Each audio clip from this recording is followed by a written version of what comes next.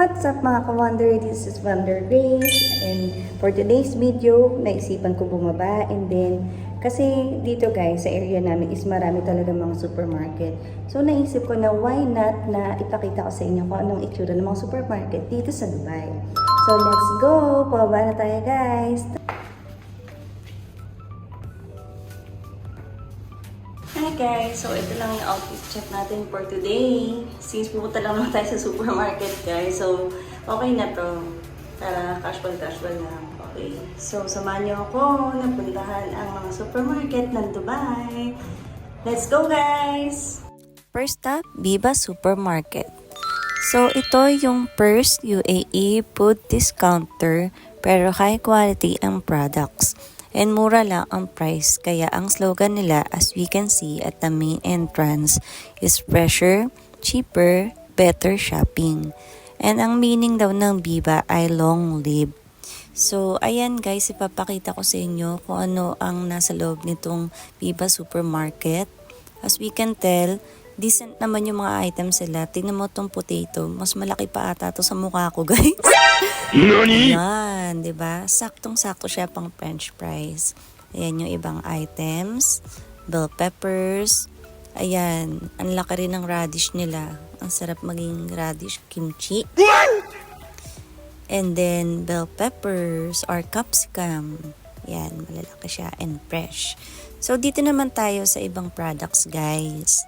Ayan naman yung ibang products nila, which is mga like nuggets, ganon.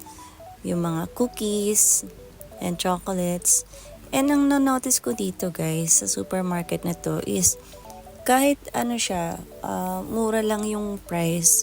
Quality talaga. And na-notice ko rin na yung mga items nila is imported from abroad like Italy, ganon.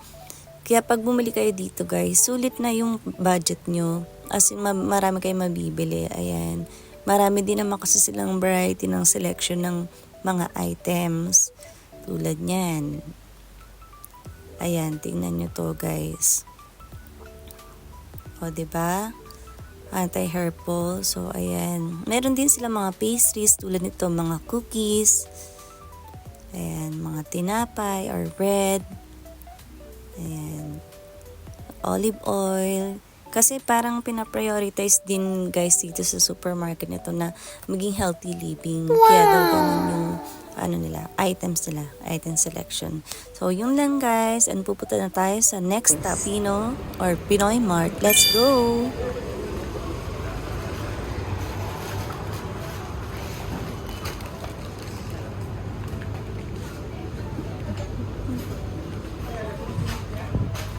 So dito guys is as in mga Filipino foods talaga. Makikita nyo, ayan, tulad niyan, diba? Filipino item. So talagang hindi nyo mamimiss yung mga Filipino food kasi meron sila dito. Ayan, mga ganyan. Diba? Lalo na to guys. Talaga natuwa ako, nakita ko to na meron sila nito. Yan. Diba? Kids can tell. So, ito naman guys yung mga snack section nila. So, papakita ko sa inyo. Meron silang ganito. Which is Filipino brand as well, diba? Meron silang cracklings. Meron din sila nito guys. Yan. So, mga nag-crave dyan na nandito sa Dubai. Ayan po. Meron po sila yan dito. Ito po guys. Guys, may mga pancit canton din dito. Ayan. Hi guys, so ngayon naglalakad na tayo papunta sa isa pang supermarket which is the Greenland. So let's go, samahan niyo ako guys. Hi guys, so nandito na tayo sa labas ng Greenland Supermarket. I mean Greenland Hypermarket pala. Sorry na. Nani? Pasok tayo sa loob niyan guys. Let's go. Hello.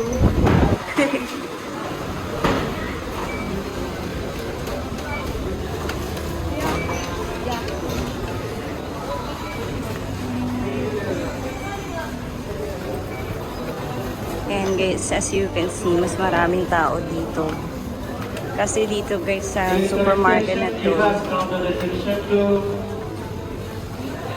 mas mura kasi dito guys, at saka mas maraming selection. Maraming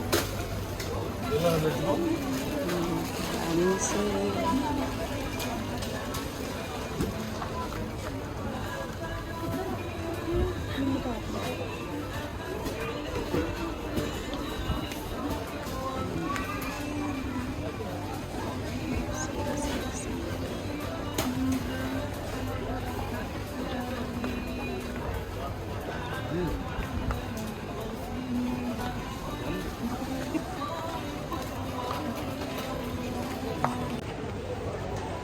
Ayan guys, dito tayo sa supermarket. Dami selection, di ba guys? Wow!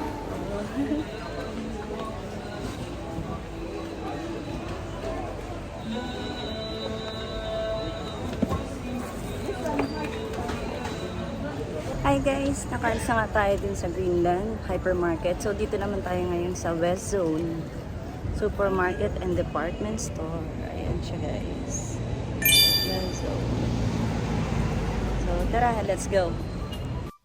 So, ayan guys. Pagdating natin dito sa West Zone, ganyan yung bungad. Pero actually, may isa pang ano yan, isang counter yan dun sa kabila. So, dito na lang ako dumaan kasi since ito yung mas malapit dun sa Greenland. So, ayan guys, yung supermarket nila. And actually guys, bawal pala mag-take ng video dito. Pero sinabihan naman ako ng mga staff. So, ayan. Pero papakita ko pa rin sa inyo dahil since matigas ang ulo natin.